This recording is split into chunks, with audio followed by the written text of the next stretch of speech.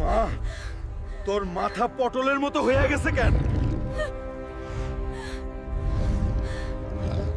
পেতনি আমারে অভিশাপ দিছে, আমি নড়তে পারতাছি না। ওই পেতনি, আমার মাইয়া ছাইরে।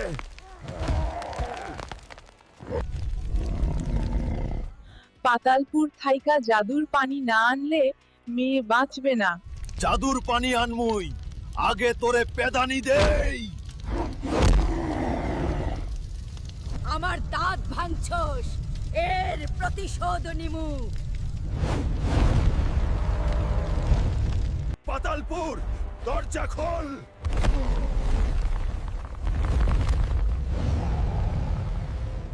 জান নিয়া ভাইগা যা। নে ধর, এইবার বালু হ।